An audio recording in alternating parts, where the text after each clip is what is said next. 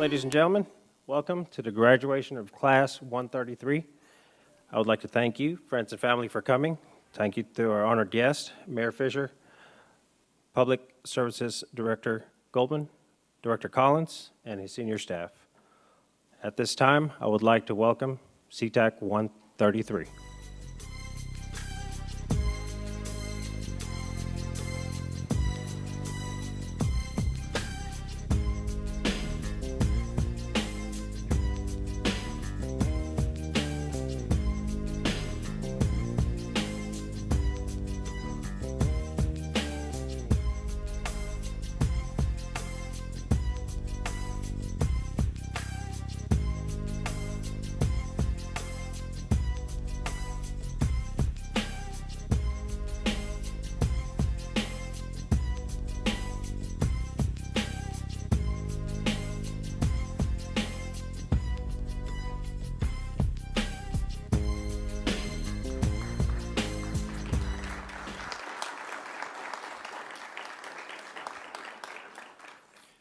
Will you all please stand? Please stand for our national anthem, which is being sung by worship leader of Southeast Christian Church, Miss Rebecca Clark.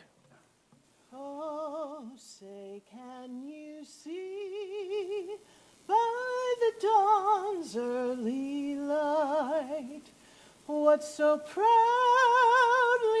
we hailed at the twilight's last gleaming, whose broad stripes and bright stars through the perilous fight o'er the ramparts we watched were so gallantly streaming, and the rockets red glare, now bombs bursting in air, gave proof through the night that our flag was still there. Oh, say, does that star-spangled banner yet wave o'er the land of the free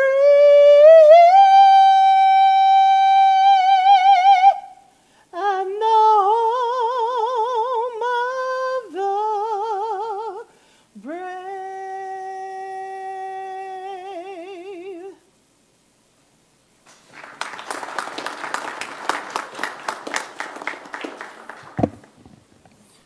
Thank you, Ms. Rebecca Clark.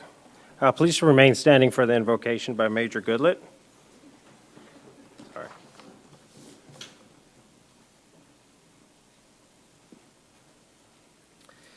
Let's pray. Our Father in heaven, may your name be praised. We thank you for the opportunity to recognize and celebrate the accomplishment of these men and women. We thank you for the work they have done. We thank you for their willingness to serve. We thank you for their family and friends who have supported them along the way. May they remember this day as a great accomplishment, but also a marker of great responsibility. In Jesus' precious name we pray. Amen. You may be seated. Thank you, Major Goodlett. I would like to invite our mayor at this time to give the executive address.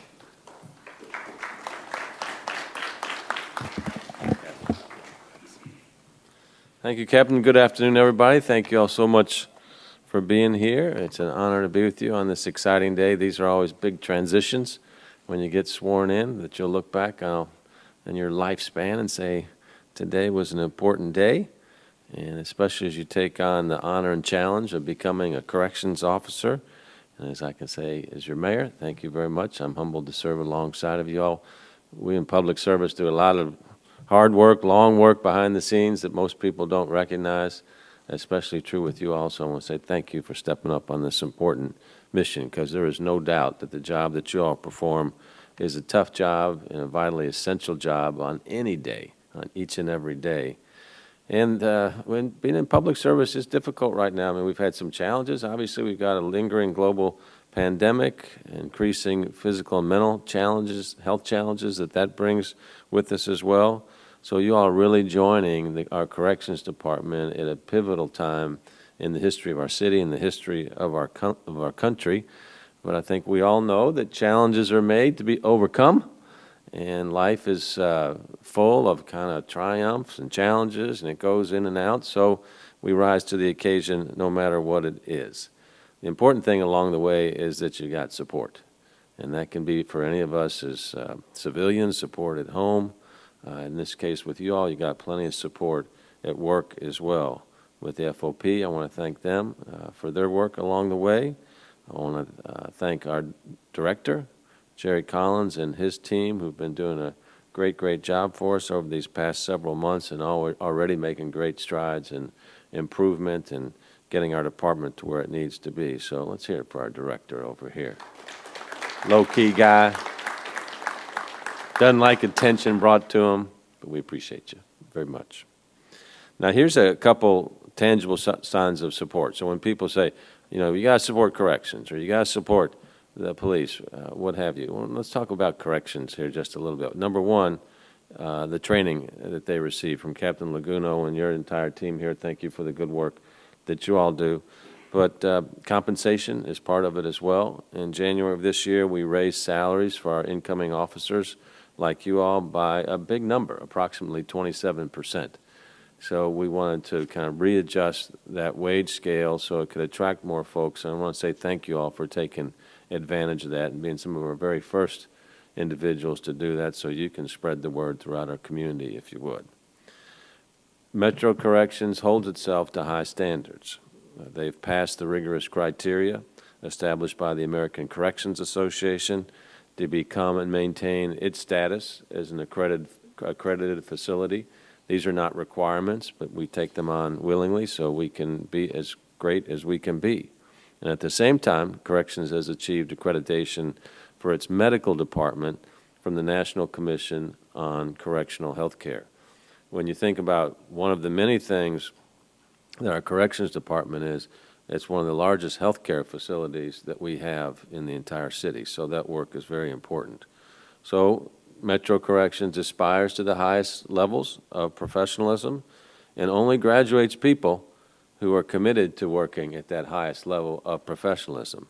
So people like our new officers here today who have set and attained educational goals, who served in the military. I want to thank you, Helen Council. Would you stand up, please, so we can recognize you for your military service? Thank you. 3 of you all have previous law enforcement experience, and each of you brings valuable knowledge and experience to your new role. A couple of you all are multilingual, bilingual as well, so that's increasingly important in our city. The diversity of our city is expanding all the time, especially as Louisville becomes more and more of a global city, which is really important to the future of our city. You all also have completed implicit bias training, and that's very important because we want to make sure that's part of the curriculum so that all of us recognize just implicit biases that we have, that we're born with, that we may not think we have, but they do manifest themselves from time to time. So it's important to get that type of training, so congratulations on that. We're also committed to enhancing medical care and oversight of the physical and mental health of our inmates, which, as you know, is a big part of the challenge you all face, but it's also a major opportunity that you have. You don't go into this business like you all are and the colleagues that you have if you don't care about people, because ultimately that's what you're doing, is you're caring for people, and we want to do everything we can to give the people who come through Metro Corrections the tools, resources, and support that they need so they can live better lives and make sure that they can live on the right side of the law, because corrections is one space where we don't want to have repeat customers, all right? And you all can have a big role to play in that. Now, safety is always our top priority for you all, for our inmates, for the community, but it's also really important to recognize the humanity in each person that you encounter. It's just a matter of fact that while you're likely seeing someone at their worst day, each is still somebody's son or daughter, mom or dad, And the way that you set that tone with them at the very beginning is going to carry on to what the rest of your relationship is going to look like. So you'll have a real influence, a real chance to influence people at potential turning points in their lives. And I have interacted with dozens of people that have been inmates at our correctional facility once they're out, who come up to me on the street and talk to me about their experience. And the ones that usually come up to me are the ones that come up and say something like, "Thank you, Officer so-and-so had a major impact on me. I made a mistake. I knew I made a mistake. I was looking for a turning point, and he or she provided that to me." So that is awesome power that you have to really influence the future direction of someone's lives, and that's a great gift.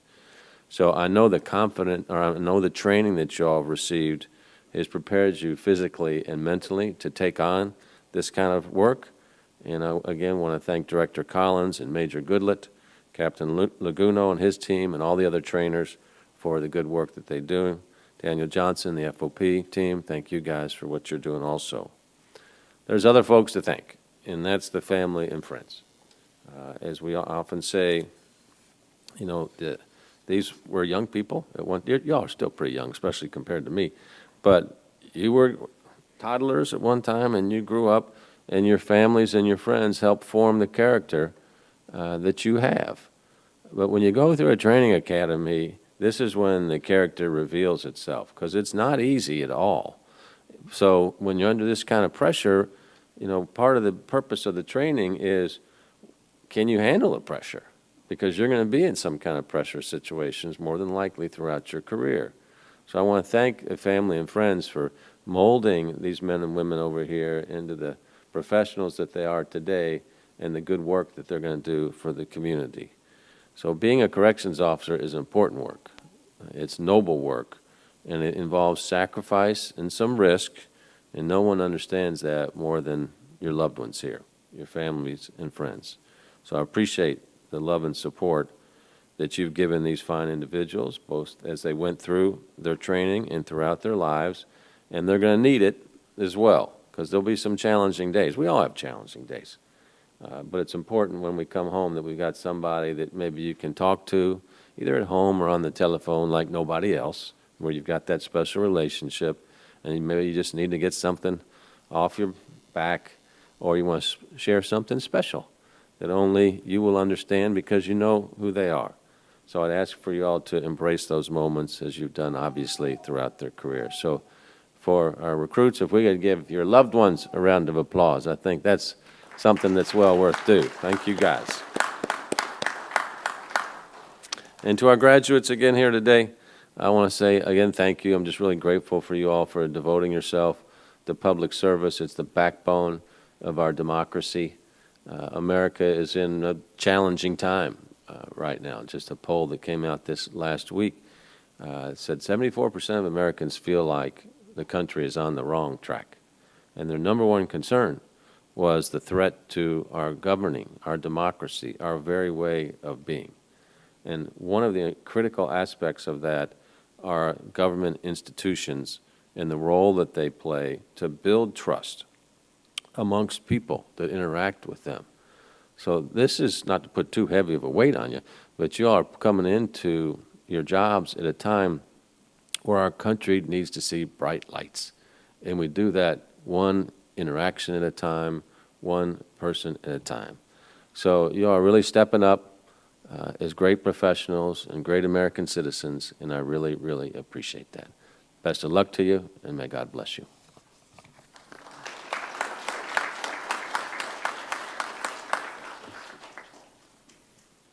Thank you, Mayor. Now I'd like to invite Director Collins for his director's remark.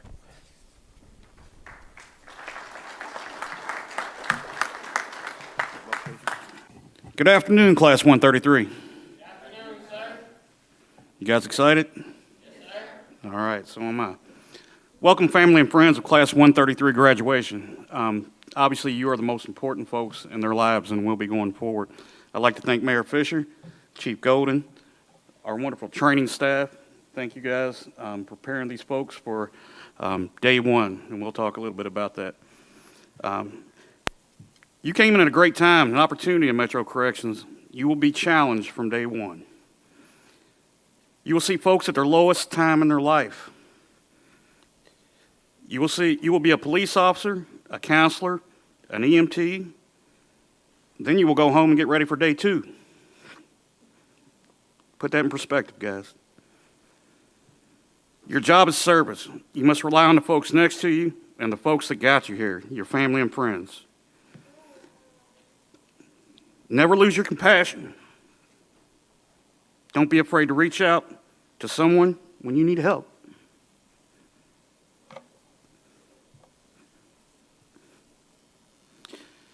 Know that your service will impact lives and better our community. All right? All you guys got a ethical dilemma card, correct? Yes, sir. Pull that out real quick. We're not going to read that, but I want you to do is keep that, share that with your family and friends, right? And hold each other accountable. And family and friends hold them accountable. You have a challenge. It's going to be a great challenge. We have many things going on in our community that's directly in our jail. We have mental health issues. We have opioid addiction issues. We have fentanyl, right? And all that's in the jail. And you're going to have the opportunity to change lives and impact lives. So I challenge you to do that, right? But don't stop taking care of yourself, all right? And don't stop taking care of them, friends, all right? Class 1 of 33, congratulations, and welcome to the team.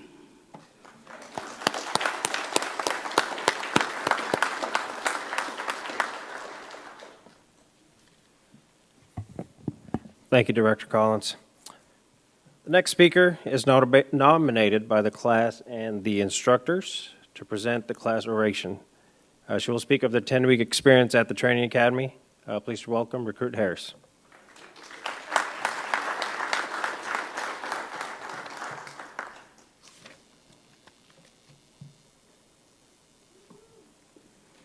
Good afternoon, ladies and gentlemen. CTAC 133, we made it, y'all. Through the tears, the sweat, the pain, and the laughter, many of us have overcome one of the biggest obstacles we have ever faced. We have learned to push ourselves past what we thought was our limitations and strive for excellence. One thing I've learned is that anything you want in life is not going to come easy. You have to put in the work and effort to be great and reach success. The LMDC Academy proved to be just that. LMDC Training Academy has shown us these past 10 weeks the value of hard work, determination, integrity, accountability, and teamwork.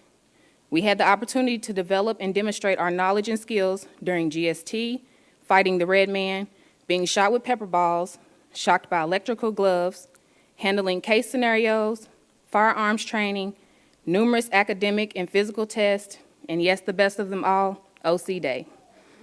Today, we thank all the instructors for educating us constantly, pushing us to greatness, and not allowing us to become complacent in our progress. They have instilled in us the importance of honesty, respect, professionalism, and promptness. Because of you all, none of us are the same persons we were when we walked into the academy doors on June 17th. CTAC 133, we have seen each other at our strongest and even weakest. We have become a forever family and will never forget the obstacles as well as the accomplishments that we supported and cheered each other through on a daily basis. On this day, August 26, 2022, we will proudly carry the title and responsibilities of a sworn Louisville Metro Peace Officer, taking a vow in front of our loved ones and supporters to preserve peace, uphold laws set in place by the Constitution, the state of Kentucky, and the Louisville Metro, and assist those in need. We are proud of ourselves and would like to thank everyone for the support and for coming here today. CTAC 133, we made it. Thank you.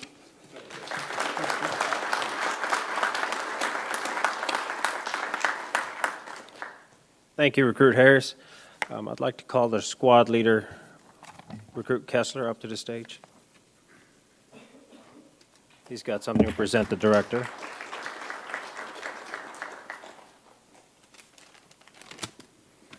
Hello, everyone.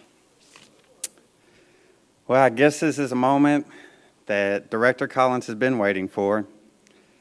Throughout the academy, we were hearing about an undefeated team that has never lost a volleyball game.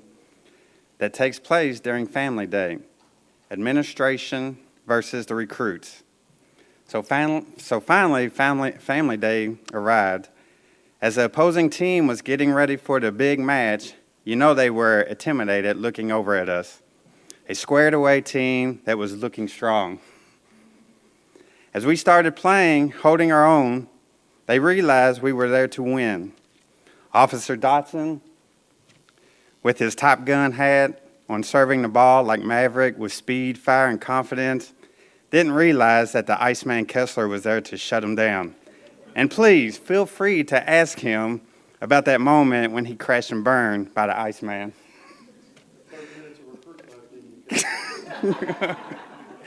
Oh, and let's not forget about Captain Laguno limping off the floor with the rest of the team looking exhausted and tired.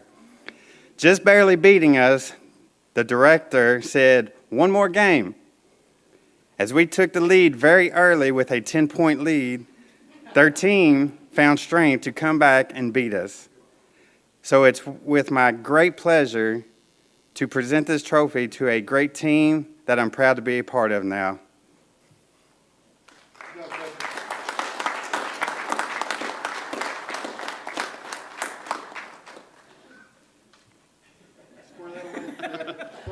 Normally, I don't comment on this, but I have to ask Captain Laguno about the recruit that just came up and said they was taught honesty. I think some of you folks witnessed that game that Saturday, and that 10-point lead was a 10-point spot that they lost. But good job, guys. Y'all tried. So does everyone else, but congratulations.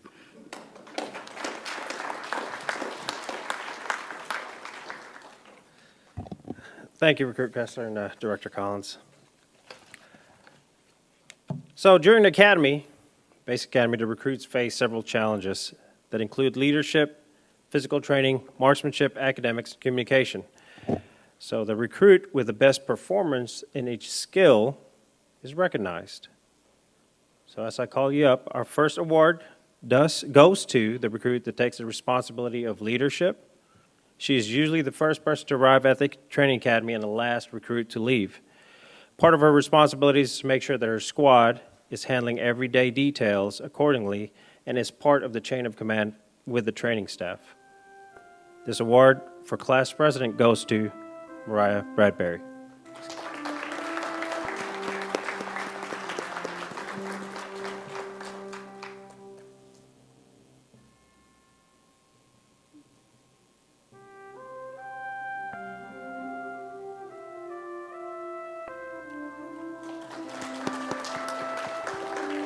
Our next award goes to the recruit that has kept up with physical standards during the academy. Usually not the strongest or fastest person, but has the overall good physical skill. So the Physical Skills Award goes to William Queen.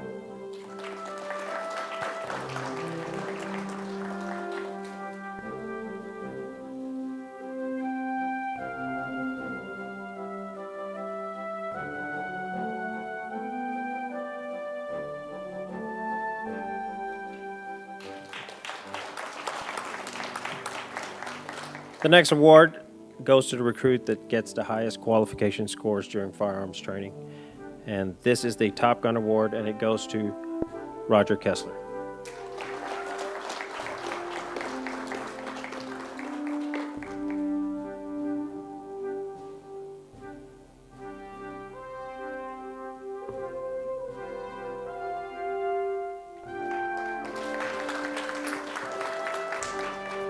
The next award is for academics.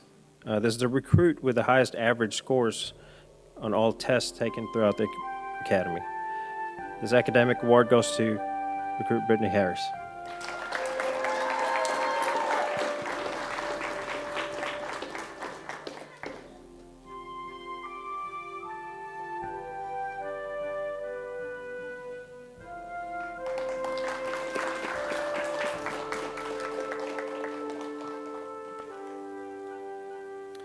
The next award is for believing in the principle that all people are equal and deserve equal rights and opportunities.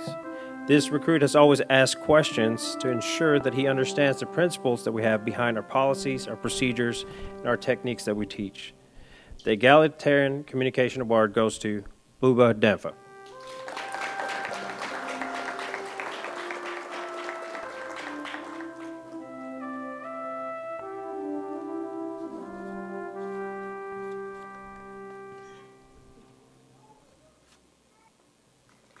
Denver. So our last award is for an overall display of skill, communication leadership, and academics throughout the academy. This is the only award that's distinguished for a pin that you can wear in your uniform for the rest of your career. The Honor Grad Award goes to Roger Kessler.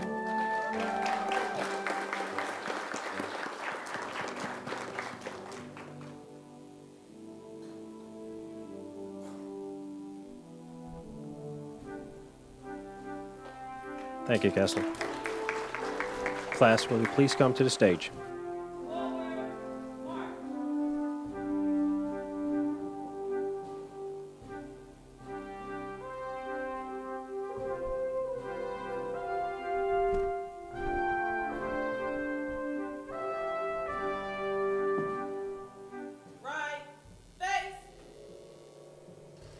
Friends and family, if you would like to come up and pin the badges to the recruits, please do so at this time.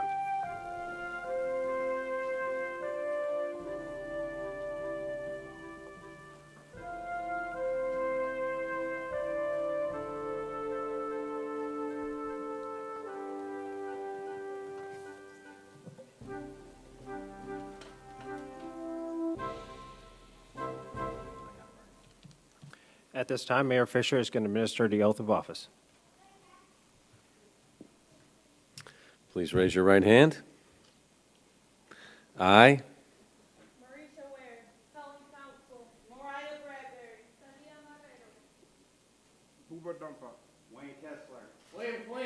Brittany Harris. do solemnly swear that I will support the Constitution of the United States, the Constitution of this Commonwealth, and the laws and ordinances of the Louisville Jefferson County Metro Government, and be faithful and true to the Commonwealth of Kentucky and the Metro Government so long as I continue as a citizen thereof.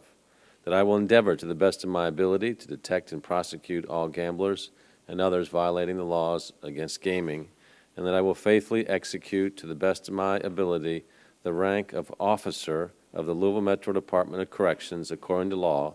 And I do further solemnly swear that since the adoption of the present Constitution, I, being a citizen of this state, have not fought a duel with deadly weapons within the state nor out of it, nor have I acted as a second in carrying a challenge, nor aided or assisted any person thus offending. Repeat after me, so help me God. So help me God. You are now official. Congratulations.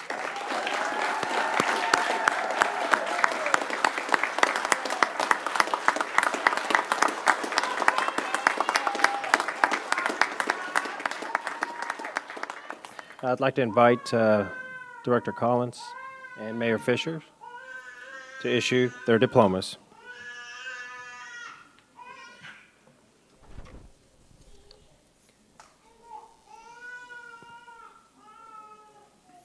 Mariah Bradbury.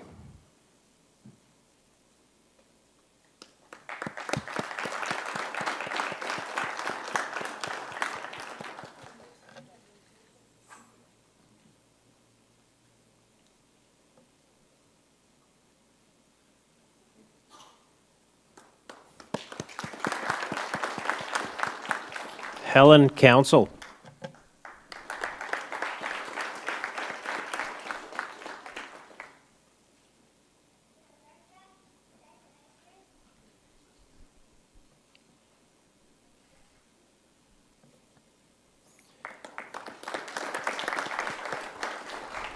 Booba Damfa.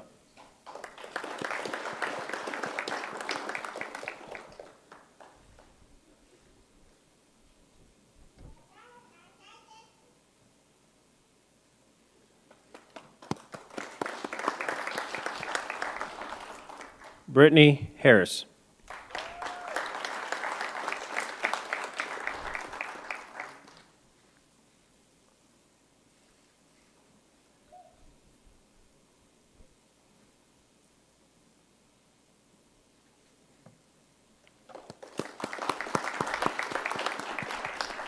Roger Kessler.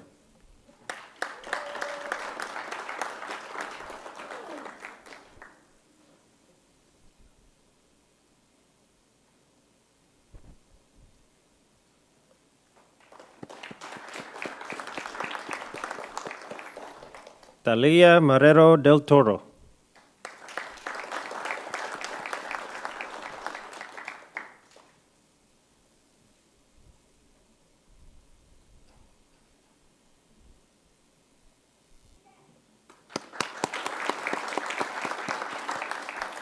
William Queen.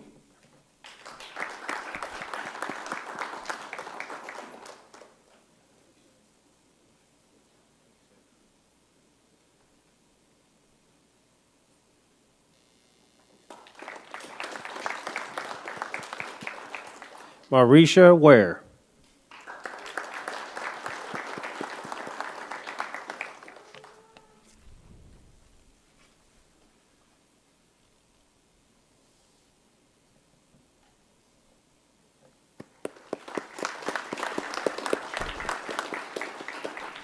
Thank you, Mayor. Thank you, Director. Thank you, Officer Dodson. It has been a hectic but fulfilling 10 weeks of basic academy, but it's satisfying to see these officers successfully complete their training. During the time with the training staff, they received a plethora of courses. Some picked up skills and techniques with ease, while some still needed a little bit more of coaching. There were a lot of times when it seems that they would rush through things just to get it done, even some missing some steps that seemed unimportant, yet they were necessary for the whole lesson to be completed. I'd like to share a quote with you. When you pay attention to detail, the big picture will take care of itself. A lot of times we tend to complete our whole day in one swoop. I am guilty of this myself, but I've learned that if I focus on the little tasks and complete those little tasks in the order that was intended, my day goes smoother and more efficiently than I expected before I realize that my day's complete. I'd like to share another quote. A man's accomplishment in life are the cumulative effects of his attention to detail, by John Foster Dulles. I want you, new officers, to take this quote and apply it throughout your career here at Louisville Metro Department of Corrections. Every little detail throughout your shift is necessary for our operation to function the way it should. Some days, those little details may seem unimportant or tedious, but everything in our daily operation is essential. Every observation note you do, every hour out you complete, every note that you put in XJail about an interaction with our population, and that tidbit of information you pass along to your partners or supervisors could have a great impact in our operation and your career. Again, I'm honored to be a part of starting of your career. Take what we have taught you and continue with a successful career. Class, who are you? CTAC 133, sir. Welcome our new officers.